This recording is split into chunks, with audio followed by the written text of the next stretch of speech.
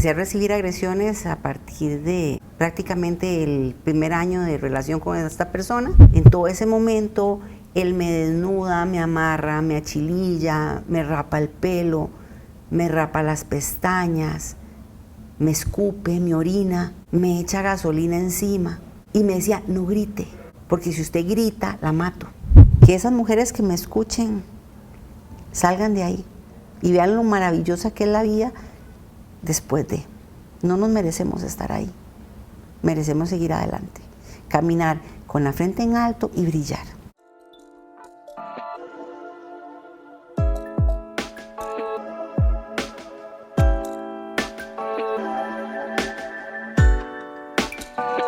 Hola, yo soy Mandy Fiat, esto es Extraordinariamente Normal, el podcast donde cada semana tenemos a una invitada o invitado muy especial con un testimonio de vida que quiere compartir con la única intención de ayudar a las personas que nos están escuchando. Toda la semana salimos con muchas lecciones de vida muy importantes. La invitada de esta semana es una madre, es una empresaria, es una guerrera, es una sobreviviente y realmente es una persona muy valiente y que admiro muchísimo por estar aquí hoy contando esta historia tan importante que yo sé que va a ayudar a muchísimas personas. Rosita, para mí es un placer que estés aquí, de verdad. Si quieres nos puedes contar un poquitito de vos. Bueno, mucho gusto, muchísimas gracias por el espacio y por permitir contar mi historia, mi verdad. Y lo más importante es que sí se puede. Si quieres, podemos empezar desde el principio, donde vos querás. Bueno, yo vengo saliendo de un círculo de violencia de 20 años, donde empecé a recibir agresiones a partir de prácticamente el primer año de relación con esta persona, donde la agresión cada vez fue más y más y más, donde me minimizó, donde me utilizó, donde me menospreció, hasta que hace 10 años intenta matarme por primera vez. Fue la época más triste, esto fue para el 2013, cuando mis dos hijas estaban relativamente pequeñas. Mi hija mayor tenía 10 años y mi hija menor tenía 7, 8 añitos. Él era una persona acostumbrada a tener su vida social, tomaba, vacilaba, salía, su vida se dedicaba a fiesta, mientras que yo tenía que trabajar y ver por las niñas. Como él tenía tantas mujeres, él llegó a pensar que yo le era infiel, cosa que pues, era imposible porque yo era de la casa al trabajo y del trabajo a la casa.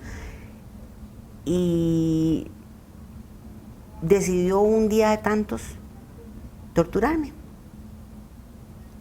Ese día él estaba muy molesto porque había visto un mensaje en el teléfono donde él piensa que yo era culpable y que tenía que darme un escarmiento. Yo inocentemente fui con él a dejar a las chiquitas a la escuela y cuando llegamos a la casa, él me agrede sexualmente. Lo que pasa es que yo hasta hoy en día me doy cuenta que eso era una violación. Yo como mujer sentía que yo tenía que estar para él, para que él no se enojara, tenía que hablar, caminar, respirar de la manera que él dijera. Entonces él me agrede sexualmente y decide encadenarme en el patio de mi casa a una viga totalmente desnuda, donde hace las atrocidades más grandes que un ser humano, si es que así se puede llamar, le puede hacer a una persona. Él ese día se encarga de que las chiquitas no lleguen a la casa. Él llama a su hermana por teléfono y le dice, no deje que las niñas vengan. Cuando ellas salgan de clases, sí ocupo que usted venga acá porque necesito hablar con usted. Mientras que todo eso pasó, porque la agresión empieza a eso a las 10 de la mañana y pues la hermana llega a eso a las 4 de la tarde. En todo ese momento, él me desnuda, me amarra, me achililla, me rapa el pelo, me rapa las pestañas, me escupe, me orina, me echa gasolina encima. Y me decía, no grite, porque si usted grita, la mato. Y yo estaba en shock, porque yo decía, ¿cómo mi esposo, el padre de mis hijas, es capaz de hacerme tanto daño? Y yo decía, yo tengo que vivir porque, ¿qué va a hacer de mis hijas? Eran 2 niñas pequeñas. A eso de las 4 de la tarde llega la hermana y yo dije, aquí me salvo. Aquí ya no me va a matar porque ya está la hermana. Y la hermana entra y me ve y no hace nada. Se sienta a la par mía, donde yo estoy en una banca totalmente inmovilizada, encadenada, golpeada, herida, y no hace nada. Yo me le acerco y le digo que por favor no se vaya porque tengo mucho miedo. Y ella levanta y se va. Al ratito llega el hermano de él, que hasta hace unos meses atrás pensé que era la persona que me había salvado y que me había rescatado, porque cuando él entra le quita la pistola con la cual él ya me había golpeado la cabeza, me limpia la sangre. Y yo lo único que podía pensar en ese momento, porque él entra y con una camiseta me limpia la sangre que me chorreaba de la cabeza, le quita el licor, lo vacía en la pila, y le decía, ¿qué estaba haciendo? Que parara ya. Entonces yo dije, me salvó, pero también se va. Ninguno llamó a la policía, ninguno llamó a la policía. Es más, él en su cabeza decía, si viene la policía yo hago una matazón. Aquí se muere todo mundo, pero usted esto no sale viva. Y yo lo único que podía hacer era pedirle a Dios que me diera fortaleza y que me protegiera, que mandara a sus ángeles, porque si él me mataba, ¿qué iban a hacer mis hijas? ¿Qué iban a hacer mis hijas? Iban a quedar solas. Ya se va el hermano, yo quedo sola con él. Obviamente ya él no tenía licor para tomar porque ya habían botado todo el licor. Y él me lleva amarrada, de pies y manos, hasta la segunda planta donde estaba el cuarto principal. Y ahí me amarra. Tira unos periódicos en el piso y me dice, sos una perra, dormí ahí. Te doy permiso de que durmas ahí. Yo estaba golpeada, adolorida, estaba quemada, estaba moreteada. Tenía la dignidad en el piso porque en ese momento yo sentía que no valía nada. Que mi vida dependía de un pensamiento.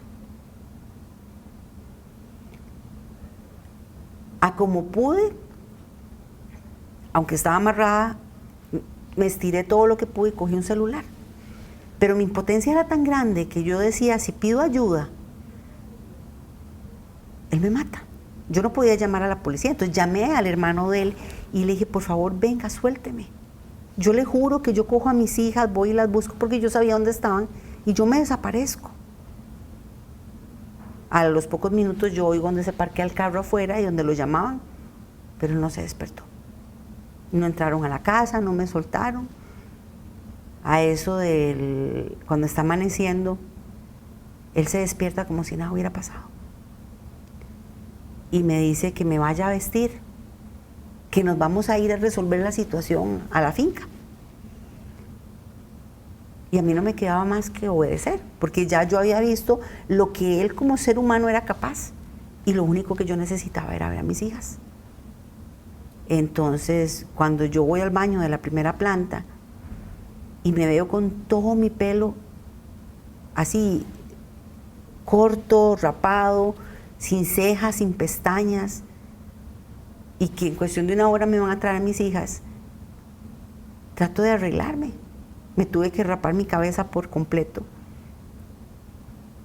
La humillación más grande, porque yo no sé, yo siempre he pensado que el cabello de una mujer es muy importante y no lo tenía.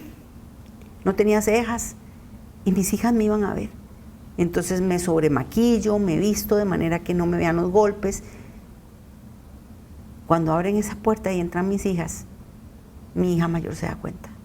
Ella ve que algo me pasó.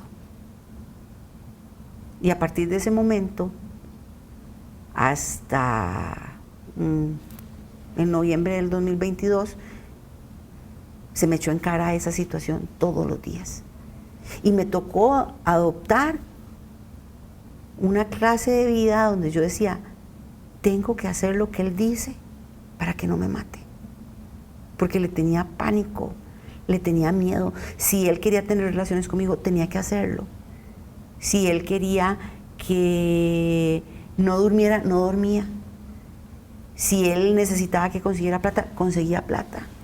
Porque yo había visto no solamente las atrocidades que hizo conmigo, sino con sus amigos. Porque una vez fuimos de paseo y él tomó la decisión de, porque dejó la billetera mal puesta y se la robaron, buscar a la persona sin asegurarse si realmente esa era la persona que le había robado, y llegar y echar gasolina en esa casa y prenderle fuego, sin poderle decir yo a la policía, vea, es que él hizo esto. Porque si yo hacía eso, él me mataba, o mataba a mi familia, que eran sus amenazas. Siento que es muy importante hablar del tema de por qué usted no se fue, porque muchas veces siento que como sociedad juzgamos mucho a la víctima y decimos, bueno, pero ¿por qué usted no se fue? Si ya vio además que casi la mata, ¿por qué se quedó ahí? Y siento que no es tan fácil. Hay que estar, primero, cada caso es único y aparte, y siento que hay que estar en el lugar de la víctima para poder saber por qué no. A mí me gustaría saber por qué usted no se fue. Porque es como tener los pies atados. Es querer caminar y no verse uno tan poca cosa, sentir uno que uno no es capaz, porque te dañan tanto la mente, tu autoestima, te hacen sentir que no sos nadie. Entonces yo decía, no me puedo ir para ningún lado, porque si yo huía donde mi mamá, le iba a hacer daño a mi mamá, a mis hermanos, porque sentía que no era capaz, porque sentía que ya había perdido muchos años de mi vida, porque pensaba que yo no iba a poder y que no me tocaba más que vivir con esa persona que su única intención era hacerme daño. Y lo pensaba. Sí aprendí hace muchos años, que me dijo una amiga, era que a mí me podían robar todo, robar mi paz, golpearme, hacerme mucho daño, pero que lo único que no podían tocar en mi vida era la fe. Y yo me agarré a eso. Yo decía, es un túnel muy oscuro donde estoy pasando, pero en algún momento él va a tener un fin, va a haber la luz. O sea, yo le pedí a Dios siempre que yo quería salir de ahí. Yo quería salir de ahí porque ya el daño no era solo conmigo, ya él en el 2013 fue la atrocidad más grande que él pudo hacer, donde me puso en una condición donde por una tercera persona que viene y pone una denuncia porque él fue tan macho o tan capaz de decir, vea, esto es lo que yo soy capaz de hacerle a mi esposa, ve qué gran hombre soy. Gracias a Dios esa persona me conocía, y me conocía de cuando yo tenía 13, 14 años. Y dijo, no, yo no voy a permitir eso. Fue la primera persona que se arriesga para ayudarme. Y él va y pone una denuncia. Entonces ahí ya intercede la policía, empiezan a buscarme porque había un reporte de secuestro y maltrato. Esto en el 2013. En el 2013. Porque él tenía las fotos de donde me tenían amarrada, sin pelo, toda golpeada. O sea, él lo contó como la gran gracia. Exactamente, como la gran hazaña, vea lo que soy capaz. Qué increíble. Y esta persona que me conoció siendo una niña, dijo, no, o sea, ¿qué es esto? Entonces busca a mi mamá y va y pone la denuncia junto con una muchacha que trabajaba conmigo y empiezan a buscarme y a él le avisan. El OIJ va a allanar la finca, salga de ahí y llévela a la fiscalía para que la vean y que ella está bien. Entonces viene el otro hermano de él y me buscan una peluca, me dicen vístase, y a las 11 de la noche me sacan de Pérez Celedón a la fiscalía. Y cuando yo me voy a bajar, él me dice, usted no puede decir nada, estoy a escasas 2 horas de la frontera. Si a mí se me acerca el policía que está ahí en la entrada a preguntarme siquiera la hora, usted no vuelve a ver a sus hijas y la mando a matar. Entonces, ¿qué tenía que hacer yo? Mentir. Mentir. Decirle a la persona que me iba a atender que era una mentira. Y yo deseaba que me salieran así los pensamientos y que dijeran auxilio, ayúdenme. Porque a mí me decían, es que ni siquiera, o sea, si a mí me hubiera tocado una persona tal vez que hubiera, no sé, en ese momento tal vez hubiera tenido más malicia de llamar a una trabajadora social, una psicóloga X, y que me revisara, que me hicieran un psicoanálisis o algo, se hubieran dado cuenta que yo no estaba bien, que yo estaba actuando para defender a mis hijas, porque son mi mayor tesoro, porque yo decía, no las voy a volver a ver nunca más, me van a desaparecer. O sea, es que yo estaba, o sea, si viviendo en San José me hicieron todo lo que me hicieron y nadie me ayudó, estando en una finca a 4 horas de San José, a 30 minutos del centro de Pérez Celedón, yo decía, aquí me matan y nadie se dio cuenta. O sea, es que me entierran ahí y sencillamente me desaparecieron. Siento que eso fue un fallo muy grande por parte de las autoridades, porque obviamente pienso yo que si es una mujer agredida, que claramente pusieron una denuncia de secuestro y de agresión, que llegó con el esposo y que está parqueado afuera, ¿cómo no tenían otros mecanismos para saber y decir, no, esta señora está mintiendo? Sí. O señora, está bien, le creemos, pero usted no se puede ir de aquí. Sí, no, yo en ese momento me sentía sola. Y mi único pensamiento es, actúe y haga lo que él hace, porque ya vi de lo que era capaz. Porque ya había visto lo que era capaz con otras personas, pero jamás pensé que con la madre de sus hijas, él iba a tomar esa represalia. Y la vida continúa. Y a mí me tocó ir a fiscalías y todo, y de hecho me tocó una fiscal, no me acuerdo el nombre, sí fue una chica, y ella me enseñó mi expediente, porque él me dijo, no ocupo que vaya y le saque copias a su expediente, porque quiero saber quién puso la denuncia. Hasta ese momento yo me di cuenta quién había puesto la denuncia, me di cuenta que habían fotos y me di cuenta de un montón de cosas. Y ella me dijo, le voy a prestar el expediente para que lo lea usted, pero no le voy a permitir que usted le saque copias, porque ella sí fue más profesional. Sabía. Ella me dijo, porque ese expediente no es para usted. Yo no entiendo por qué él está ahí afuera. Obviamente yo tenía pánico, porque yo decía, si van y le preguntan, si lo meten, sí, ya yo sé lo que me va a pasar. Y yo le dije que no, que todo era mentira, que yo quería que eso, porque cada vez que llamaban de la fiscalía, era un castigo para mí. Claro. Era una tortura para mí, porque él me sentaba delante de una computadora con un poco de desatorador de cañería y me decía, ábrame su Facebook. Yo no tenía Facebook, no podía tener Facebook. Deme su correo. Y le decía yo, pero usted me lo cerró, porque él pensaba que yo era a espaldas de él la que estaba haciendo todas las cosas. Y ella llegó y me sentó y me dijo, yo no voy a hacer, este caso va a quedar abierto 10 años. Si él la vuelve a tocar, si él le vuelve a hacer daño y alguien dice A, él se hunde. Y fue así como la luz de mi camino. Porque yo dije, bueno, no me va a volver a pegar. Porque yo le dije eso, yo ya cuando salí al carro y me monté y le dije, no, mira, no me dieron el expediente, no pasa nada, si no hay ninguna denuncia de agresión por otra persona, no pasa nada. Yo dije, aquí me salgo, no me va a volver a pegar, no me va a volver a hacer daño. Cosa que no fue así, porque cada vez que se enojaba me volaba un manazo, cada vez que se enojaba me dejaba sin comer, cada vez que se enojaba me echaba de la casa y me decía, lárguese. Pero las chiquitas se quedan aquí conmigo. Entonces yo me tenía que quedar afuera de la casa llevando agua, lluvia, o me mandaba a X lado y me decía, usted tiene que ir a tal lado y traerme tal cosa. ¿En qué momento usted se dio cuenta que era agresión? Porque siento que es muy difícil a veces identificar que uno es una víctima de agresión. En el 2013 yo me doy cuenta que es agresión. Hasta ese momento. O sea, yo sí sabía que él me agredía y me pegaba, pero no sé, uno piensa, no, él está muy bravo, seguro tuvo un mal día, está de luna, anda de mal carácter, el negocio estuvo malo, entonces no le pude dar la cantidad de dinero que él necesitaba, porque es que yo tenía que trabajar y producir la cantidad de dinero que él decía, y si ese día no se hizo esa cantidad de dinero, de ahí era mal para mí. O sea, yo recibía castigo por no cumplirle sus caprichos. Y siempre había una excusa del por qué él era agresor con usted. O sea, usted siempre dijo como, no, es que anda de malas o anda así. Sí, uno llega a justificar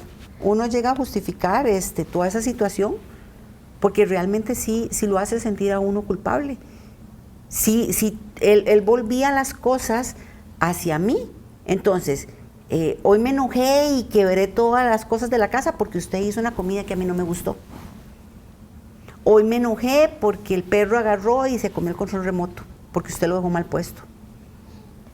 Algo que estábamos hablando antes de empezar a grabar que me llamó mucho la atención es que usted estaba diciendo como todo lo que usted era antes de conocerlo a él y de cómo él poco a poco fue despedazando a esta persona hasta dejarla pensando que ya no valía nada y que no era nadie.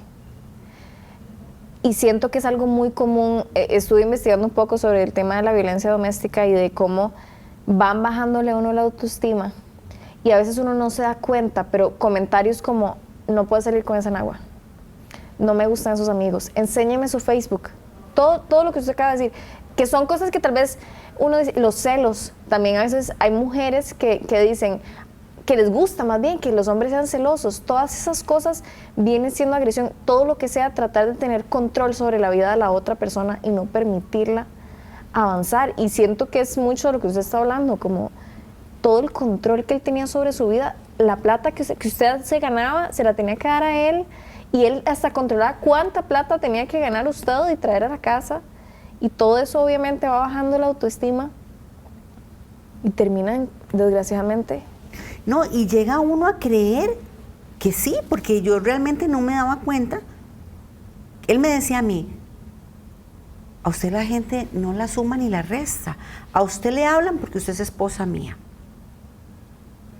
O sea, usted es mi esposa, por eso es que a usted le hablan, usted no es nadie. Y yo decía, sí, tiene razón, yo no soy nadie. Él es el conocido, él es el que todo el mundo le hace la pleitesía. ¿Por qué? Porque él era, y eso se da en todos los casos de personas que son sociópatas, misógenos, que ellos son amigos. Para sus amigos siempre estuvo. El amigo tenía necesidades económicas, él iba y les compraba un gran diario.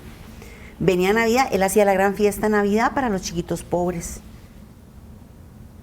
La amiga llegaba y le decía, es que mi novio me pegó, ¿por qué te dejas? Y yo decía, ¿cómo es posible que él está dando esos consejos cuando a mí me está agrediendo? Es más, él fue capaz de, porque sencillamente se molestó con una colega, porque ella estaba mejor preparada, porque ella tenía mejor negocio, porque era más conocida que él, y él planea mandarle a balear el local. Y después, esta mujer, porque es una mujer exactamente, es hacerle daño a las mujeres, lo llama y le decía, ayúdeme, me balearon el local, me siento insegura, pero como usted todo el mundo lo conoce, protéjame. Él era el gran héroe. Y entonces, él aún así fingió que le iba a ayudar. No, él le dice, claro, yo te ayudo, entonces empieza a andar con ella para arriba y para abajo, no, tranquila, mira. Y yo por dentro decía, yo no le puedo decir. Soy incapaz de poder coger un teléfono y decir, tenerle cuidado a él, fue él. Porque como yo era la única persona que sabía, si yo abría mi boca, me cortaba la lengua, que eran sus amenazas. Usted y su lengua, usted y sus chismes, usted y sus amigas, usted no se da cuenta, porque era exactamente que nadie se acerque. Él era una persona tan agresiva, y ya no solo conmigo, sino con mis hijas, que a mi hija mayor un día llegó y le dijo, su mamá cumpleaños mañana. Hay de que alguien se atreva a decirle feliz cumpleaños, porque usted no se imagina el problema que se hace. Entonces, ver a mi hija buscando a las personas donde está mi lugar de trabajo, vea, mañana mi mamá cumpleaños, pero no le diga feliz cumpleaños, no le dé un regalo, porque es que mi papá se va a enojar. Y las personas en su trabajo no, o sea, nadie nunca dijo, esto no está bien. Sí, tengo amigas, bueno, tenía 2 amigas, y es vacilón porque Una de ellas es la que me amparó y la que estuvo ahí y me dijo, siempre que me necesites voy a estar ahí. De hecho, ella es la que me esconde en el 2022 cuando yo salgo. Usted estuvo desde el 2013 hasta el 2022 viviendo con él. Sí, en una tortura constante, en una agresión constante y de todos los días. Entonces, y tenía otra que era como mi paño de lágrimas. Cuando en el 2022 este señor dice que necesita ir a Colombia a ver a sus amigos, porque él se lo merece, porque tiene muchos años, porque él acostumbraba a salir 2 o 3 veces al año del país y tenía mucho tiempo por la pandemia y todo de no haber podido ir. Entonces él dice, yo merezco ir. Envuelve a un amigo, lo envuelve, que es un pecado porque esta persona ahorita que le prestó o le dio esa plata, dizque para montar un negocio, que es la plata que él utiliza para irse a pasear, hipotecó su casa y la perdió. Y él ahora me dice, ayúdeme. Yo le decía, es que no puedo ayudarle. Deudas él me dejó un montón y yo no puedo asumir una deuda de 7 millones de colones porque ustedes fueron los que hablaron. Y me partió el alma ver que esa persona perdió la casa por la facilidad de palabra que tenía este señor. Pero él con esa plata despifarra nuevamente, hace sus cosas y resulta que se va para Colombia a pasar su cumpleaños. Cuando él se va para allá, yo tengo que hacerle una transferencia de dinero, porque exactamente, él decía, yo no puedo tener cuentas de banco, porque no quiero tener problemas legales, porque él siempre huyó, porque aparte de mis hijas, pues hay otros hijos por fuera, yo no quiero que me metan pensión, yo no quiero que nada, entonces Rosita tenía que ocultar todo eso. Cuando yo voy a hacer la transferencia de banco, transferencia bancaria para Colombia, era tanto dinero que me bloquean. Me dicen que yo no puedo mandar esa cantidad de dinero y yo decía, yo lloraba ahí en la ventanilla, yo le decía a la muchacha, vea, por favor, o sea, mi temor era tanto en ese momento que yo decía, me va a mandar a matar, porque no le estoy mandando la plata, porque él siempre me decía, yo conozco, yo puedo, ¿usted cree que a mí me da miedo estar en la cárcel? Muerto de la risa, me van a dar de comer, voy a tener donde dormir y usted no me va a estorbar más, así que por matarla, mandarla a matar, yo no tengo problema. Qué miedo. Entonces yo decía, y tuve que buscar la solución, y entonces tuve que ir a dejar la plata en un lado, en otro, y hacer como 3 transferencias para que le llegara su dinero. Una cantidad de dinero increíble, que cuando ya a mí me explican que la cantidad de dinero que yo mandé es el equivalente a más o menos el salario de 6 meses de un colombiano, y que lo gastó en 4 días. Sí. Lo gastó en 4 días y llega y me llama y me dice, usted me resuelve. Usted me mandó aquí, ¿a qué? A que la gente se burle de mí. Y Rosita sigue resolviendo. ¿Por qué? Porque si él viene con esa ira, me va a matar. ¿Y usted sí sentía eso que él le decía? Como, ¿usted siente que usted fue el que lo mandó a él ahí? No, yo sabía que no. Ya en ese momento ya yo había abierto los ojos. ¿En qué momento abre usted los ojos? Vieras que no hay como una fecha exacta, pero digamos, mis últimos, pongámosle que de la pandemia para el 2022, donde de ahí se sufrió tanto, porque se llegó a perder mucho, se perdió libertad, vivíamos con miedo, ya yo estaba cansada, estaba muy cansada. Me dolía el cuerpo, yo en algún momento estuve muy enferma, tuve de lo mismo de depresión, tenía ansiedad y presentaba un montón de cosas, entonces ya me había cansado. Ya yo le pedí a Dios que me diera una salida, que yo necesitaba salir de ahí. Entonces ya era como que había ciertas cosas que yo sí era capaz de decirle,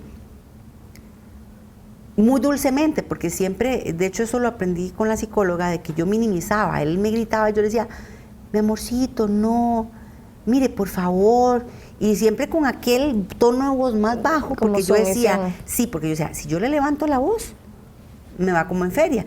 Y él me decía, qué sé yo, íbamos en el carro y él decía, bueno, ¿qué vamos a comer? Y no teníamos nada de comer en la casa. Entonces yo, ay, mi amor, es que no hemos comprado nada. Bueno, ya, tienen que decir qué vamos a comer. Entonces ver a mis hijas, papá, pollo. No, qué pereza. Papá, comida china. No, qué pereza. Y nosotros ya vamos a llegar. Si no decimos va a ser un tortón. Y Las tres con miedo. Las tres con miedo. Y las tres, ¿qué le decimos? ¿Qué vamos a comer? ¿Qué quiere comer él? Y adivinen qué quiere comer para que él comprara. Porque si llegamos a un punto exacto de la ruta a la casa y no habíamos decidido ese día, o no se comía, o yo tenía que llegar a la casa y ver cómo resolvía para que él comiera, porque Dios guarde, él a las 8 de la noche no hubiera comido. Él tenía que comer a las 8 en punto. Y si yo me atrasaba 8:10, 8:15, era una mala crianza, tiraba el plato de comida al piso, decía, y no se preocupaba si mis hijas o yo nos acostábamos sin comer. O sea, él era primero yo, segundo yo y tercero yo. Entonces sí, ya yo me había cansado y yo decía, entonces, ¿cuál era mi respiro? Que los fines de semana decía, voy para Pérez Celedón. Entonces yo deseaba, tenía muchas responsabilidades, porque él era una persona que le gustaba aparentar más. Entonces, en la finca tengo un peón, hay que comprar el alimento a los animales. Entonces yo decía, yo gastaba por semana cerca de 90,000 colones en alimentos para animales. Y yo decía, comen los animales y nosotros no. Pero tenía que hacerlo. Para aparentar. Para que él no se le cayera su careta y para que no hubiera problemas conmigo. Entonces tenía que ver cómo agarraba la plata y decía, el peón, los alimentos de los animales, y que hubiera plata el viernes para que ese fuera viernes, sábado y domingo, y yo poder decir, bueno, no importa, duermo en paz, tengo un espacio con mis hijas, puedo respirar. Igual, no me movía, yo era al trabajo a la casa al trabajo, pero yo decía, puedo respirar. Entonces, bueno, cuando él va a esta ocasión a Colombia, y cuando él regresa, él ya venía muy bravo. Él venía peleando por todo y por nada. Él había gastado una suma exorbitante de dinero, pero estábamos al tope de empezar temporada alta, porque él regresa un 17 de noviembre de Colombia, donde él se fue más de 22 días, celebró su cumpleaños, comió, gastó lo que él quiso, pero él viene enojado, porque obviamente no había plata, había deudas, había que pagar alquiler, venía medio resfriado, y ese día pasaron muchas cosas, él estaba muy bravo y aún así, quiero McDonald's, me vaya a comprar McDonald's, voy a ir al mercado a comprarme un ceviche, vaya al mercado a comprarse un ceviche. Él le dijo a todo el mundo que iba para Colombia y obviamente todo el mundo, como él era el proveedor de muchas personas, la gente esperaba un cariñito y fue por una tontera. Él llegó y le dijo a una amiga colombiana que fuera arriba a recoger los dulces y los chocolates que había traído. Cuando esa muchacha manda a la chiquita, una niña, vengo por los chocolates, y yo decía, ¿cuáles chocolates? Si lo que había traído era una bolsa de confites, de los más baratos. Y entonces mi hija se me queda viendo y me dice, ma, ¿qué hacemos? Y le digo, no sé. Entonces mi hija agarra 5 confiticos y se los da. Y ese fue el detonante para que él se enojara y me dijera que él ya iba a acabar con mi vida y que ya estaba cansado, que si en el 2013 no había aprendido la lección, que ahora sí lo iba a aprender, y que si en el 2013 no me había matado, ahí sí me iba a matar, porque él le había pedido a Dios o al diablo que le diera una señal para él recobrar su felicidad, y era matarme. Obviamente pues ya ahí estaba presente mi hija mayor, que ya en ese momento tenía 19 años, y ella no iba a permitir.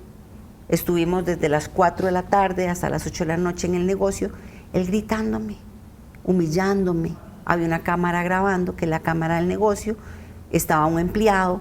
Entonces yo sentí que las personas, nuevamente siento que las personas que estaban cerca me iban a ayudar. Y pues sí, la presencia de este muchacho me ayudó, porque no se atrevió a ponerme un dedo encima, pero sí hubieron amenazas de que me iba a agarrar con un bate, que me iba a pegar, X. Para no hacerte el cuento muy largo, llegamos, salimos, mi hija me dice, mamá, vámonos por favor. Y yo le decía, no nos podemos ir, porque es que su papá me va a matar. Y si yo huyo con ustedes, nos va a buscar y nos va a matar a las 3. Él nos grita todo el camino, maneja súper rápido, en varias ocasiones casi chocamos. Cuando llegamos a la casa, él, como el gran macho, se quita la camisa y nos dice, vayan para arriba, que no quiero que le vea lo que le van a pasar a su mamá. Obviamente mi hija mayor ya había llamado a la menor, ella había llamado 911, ya había dado alerta, y en un momento fue como cuando se cae una venda. como cuando vos tenés los ojos tapados y te quitan esa venda. Y yo vi cómo le gritaba a mi hija. Y yo dije, le está gritando como me grita a mí. Le faltó poco por pegarle. Y yo me le acerco a ella por detrás y le digo, mi amor, vámonos. Yo tenía 1000 colones en la bolsa. Eso era lo que tenía, de un día de trabajo. Porque eran los 1000 colones que me habían sobrado. Y mis 2 hijas.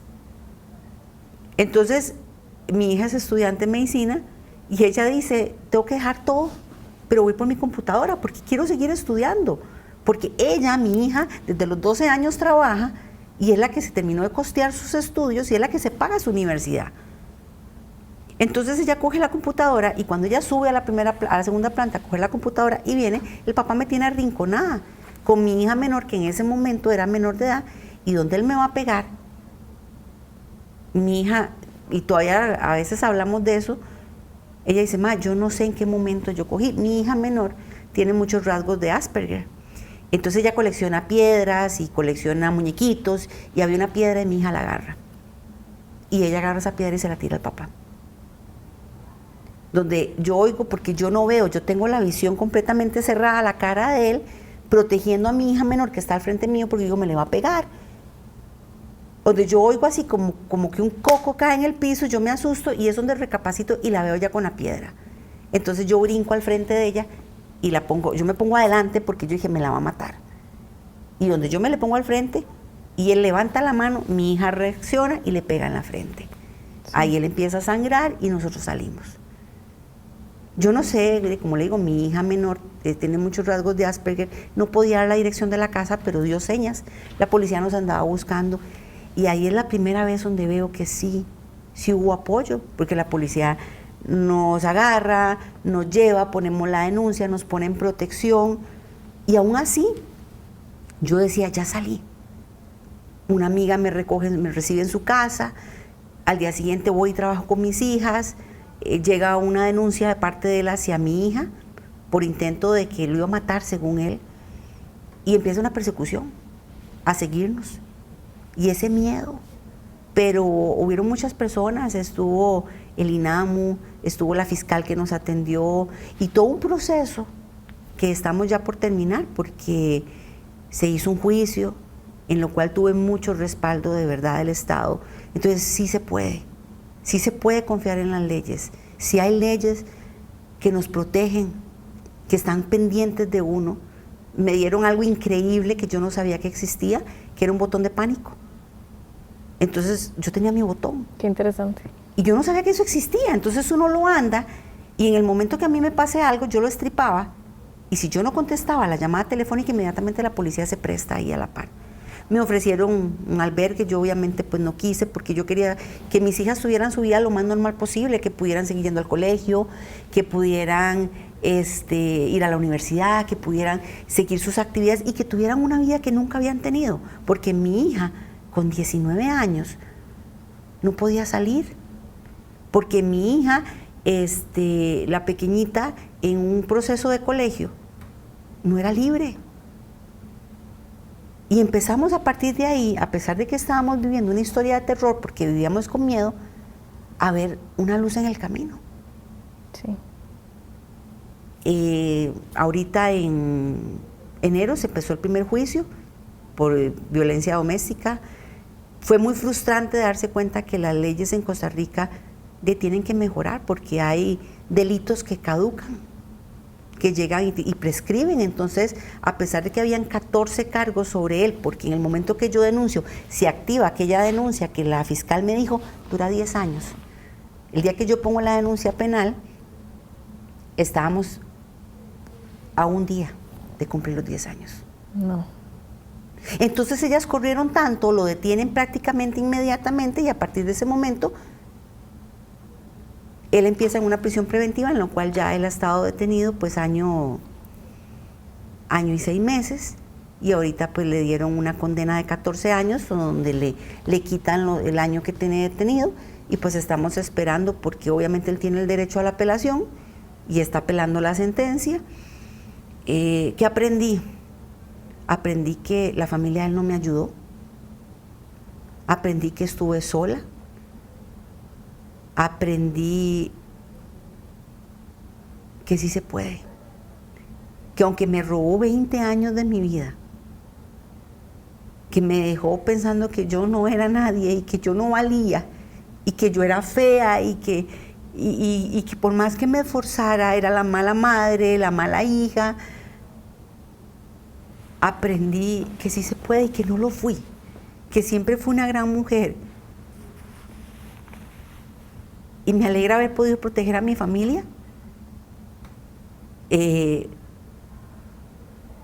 hice daño a muchas personas porque mi mamá sufrió mucho, mi mamá no sabía, mi mamá se dio cuenta en el juicio.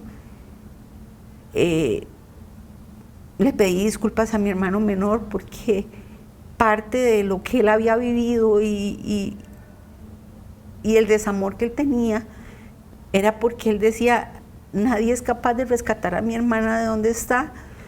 Me di cuenta que hay personas que creyeron en mí y ahí están. Y sí se puede. Es muy difícil, pero sí se puede. Siento que es muy importante es compartir este tipo de historias y de verdad, como se lo dije desde el principio, el nivel de admiración que yo tengo por la valentía que usted tiene que tener para venir, sentarse aquí frente a estas cámaras y contar esta historia, no jugando. De verdad, yo la admiro demasiado y lamento demasiado todo lo que ha tenido que vivir, pero al mismo tiempo sé que esta historia le va a ayudar a muchas personas y es muy importante que la gente entienda que sí se puede, que a pesar de que pasaron 10 años, más 20 años de agresión, donde usted vivió con miedo, que logró salir, que sí hay personas que sí ayudan, porque siento que mucha gente no sale por miedo de, ok, voy y digo, pero tengo que volver a la casa con esta persona y va a ser peor, me va a matar.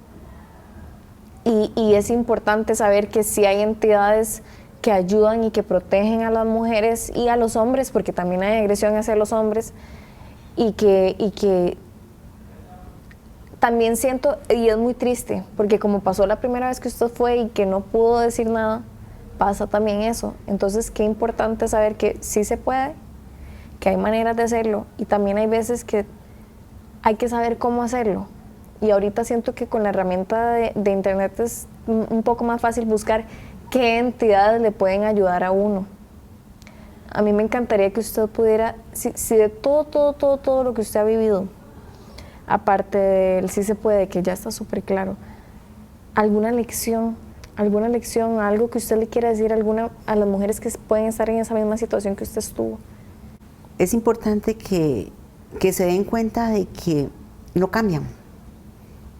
O sea, un sociópata, un psicópata, un misógino, ellos no van a cambiar. Ellos ya tienen un patrón de vida y esa ilusión que uno se pone que no, es que si yo lo hago, él cambia, él va a cambiar. No cambian, nunca van a cambiar. Y para las chicas que se están enamorando, que están conociendo a alguien, que de verdad abran sus ojos, porque sí hay señales. Sí hay señales mínimas que a veces pasamos desapercibidas.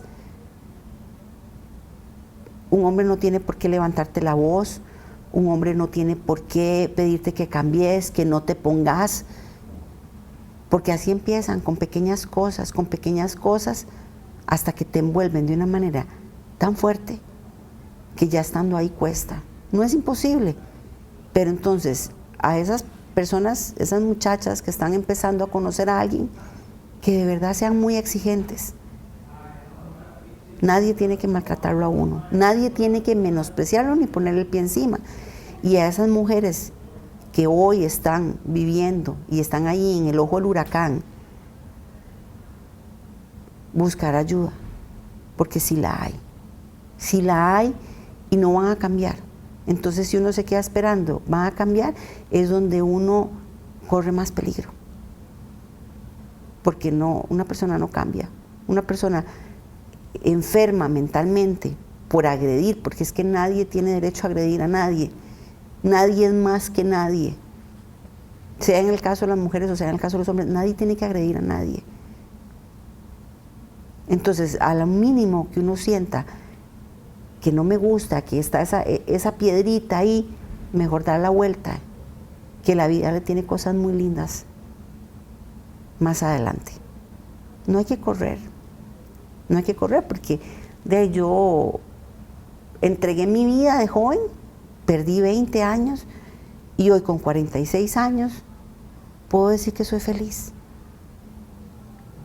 Tengo un apartamento bonito, estoy con mis hijas bien, estoy con mi familia bien y me puedo acostar tranquila, sin pensar, si me equivoco me matan o si me equivoco, porque no son equivocaciones mías, son equivocaciones que él piensa que son mías. Estoy tranquila que a mi familia no le va a pasar nada. Me han preguntado que si tengo remordimiento y verás que no es un hecho de remordimiento, porque sinceramente sé que todo pasa porque tiene que pasar y la ley de la vida es muy cierta, lo que yo siembro recojo y yo siempre sembré bien y actué bien y por eso la vida ahora me está premiando, a diferencia de él que ahora le toca pues cumplir una condena, que aunque mucha gente piense que el pobrecito, porque existen esas personas que pobrecito, usted tiene libertad de trabajar, libertad de vivir y él está en una cárcel. Él se lo buscó, no yo. Él se puso en esa situación, no yo. Yo fui víctima. Y una víctima que sobrevivió, porque hay muchas que no. Y siento que esa parte es muy importante, porque como sociedad también siento que estamos muy atrás en eso, en el tema de que mucha gente ve como víctima justamente al agresor. Y eso es algo que desgraciadamente como víctimas tienen que vivir también, el saber que mucha gente les va a dar la espalda, pero aún así la prioridad son ustedes. Antes que cualquier otra persona, ustedes. Y para mí, una de las partes más impactantes de esta historia es cómo una mujer, su hermana, llegó, la vio a usted encadenada, desnuda, golpeada, y no hizo nada. Una mujer. Y que aún así, hoy, después de una condena, aún así ellos siguen viendo que la víctima es él y que él tenía sus razones. Y sigue habiendo agresión, porque yo salí y perdí todo. Como te dije, salí con 1000 colones en la bolsa y con el bolsito. Con mi bolsito donde andaba mi cédula, mi sombrilla, 3, 4 cositas. Mis hijas perdieron todo. Todos sus juguetes, sus disfraces. Se trató. Ellas llamaron al tío, vea, por favor, ¿no? Legalmente ahí sí no pudimos hacer nada, o sea, se perdió. ¿Por qué lo hice? ¿Por qué traté de recuperar las cosas de mis hijas? Más que todo por la pequeñita, porque ella dice, mamá, es que son 1000 libros, sí. Mamá, son mis disfraces. Entonces que ella viera que yo hice todo el intento de recuperar las cosas, se perdió todo, porque como familia, porque tal vez no era familia mía, porque yo era la esposa, la que es sangre de otra sangre, pero cosas que me impresionaron a mí en todo este proceso fue en el juicio. Obviamente yo veo los testimonios de ellos y todo después, porque yo al tener protección, yo no estuve en el juicio, yo no quería estar presente ante él, no era capaz de verlo, hasta ya lo último que sí tuve que verlo, ver los testimonios, donde se les pregunta, le enseñan la foto, no sé quién es esa persona, no, jamás, eso nunca pasó.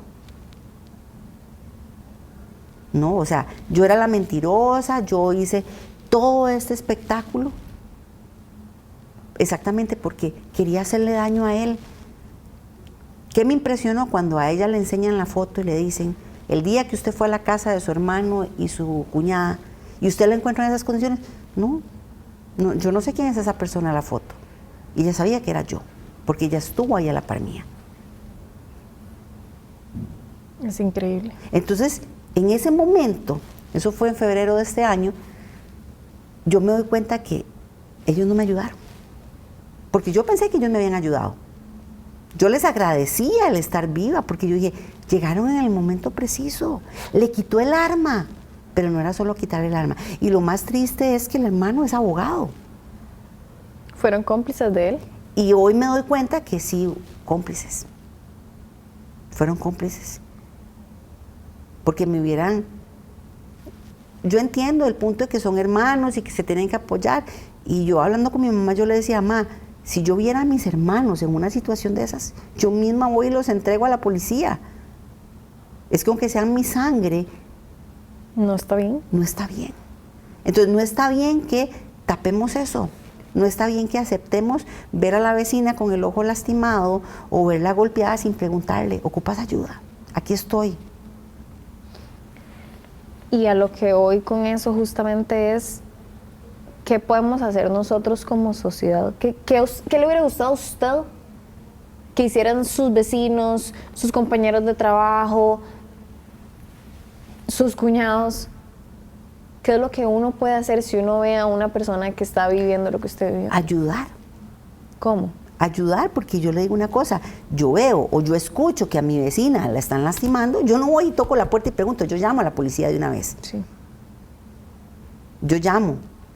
Y si tengo que llamar por una vecina, porque al frente de mi casa están discutiendo, o sea, yo siempre voy a ser esa persona que voy a estar ahí, porque realmente uno se siente solo. Uno tiene miedo. Miedo al qué dirán. Claro. De hecho, el estar aquí era como para culminar eso. Porque es que yo no tengo miedo a que la gente diga, ay, ella estuvo ahí porque quiso. O ella quiso aguantar eso. No, yo fui víctima. Sí. Y yo viví eso, yo lo viví en carne propia. Fui yo la que estuve ahí. Fui yo la que sufrí, la que lloré, la que me dolió. Fui yo. Y yo no quiero que nadie viva esto. Nadie merece estar en esa situación. Ni mujeres ni hombres. Pero como le digo, muchas veces somos partícipes porque vemos que están discutiendo. Y, no, ellos que se resuelvan. En problemas de pareja no nos metamos. Tenemos que ayudarnos. Tenemos que ser más humanos. Siento que a veces es mejor llamar a la policía y estar equivocado y que realmente no era nada, a no llamar y que maten a alguien. Exactamente. Y ya para ir terminando, la última pregunta, que usted ahora lo dijo, que lo último que uno le pueden quitar, lo único que no le pueden quitar a uno es la fe. Es la fe. ¿Cuál es el rol que tiene Dios en su vida o que tuvo durante todo este proceso? Que hasta el día de hoy no me soltó y me cuidó. Siempre mandó ángeles. Siempre hubo ese ángel de la guarda, como dicen, que estuvo ahí, que tal vez le detuvo la mano porque él tuvo una pistola puesta en mi frente y pudo detonarla y no lo hizo. El deber de detonarla me golpeó, sí me golpeó. Me dejó una secuela, sí. Me amarró, me golpeó, pero no me mató, no me ahorcó. Estuve a nada de que me matara, en muchas ocasiones, pero algo lo detenía. Y eso solo Dios. O sea, para mí es solo Dios. Hubieron oraciones de muchas personas por muchos años. Hoy en día me he reencontrado con amigas del pasado y me dicen, tanto le pedí a Dios y sí escuchó. Sí escuchó y Dios siempre estuvo ahí. Las oraciones de mi mamá, las oraciones de mi papá, de mi padrastro, de mis hermanos, de gente que se alejó porque les tocaba alejarse, porque tenían que seguir con su vida, porque se iban a vivir a otro lado. Hubieron muchas oraciones. Y yo siempre le pedí a Dios que me protegiera, que para mis hijas, yo necesitaba estar viva para mis hijas. Y hoy estoy para mis hijas.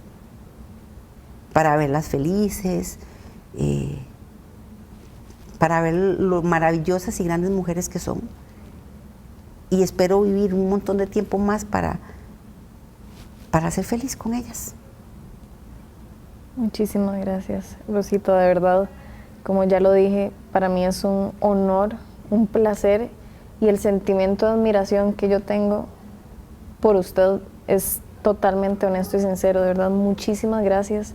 Gracias por su valentía, de verdad, de venir, sentarse en esta silla, porque no es fácil contar la historia que usted acaba de contar. Y gracias por venir y simplemente querer compartirla para ayudar a otras personas. Sí. Gracias a usted, y ojalá que esas mujeres que me escuchen salgan de ahí y vean lo maravillosa que es la vida después de. No nos merecemos estar ahí, merecemos seguir adelante, caminar con la frente en alto y brillar. Así es. Muchas gracias.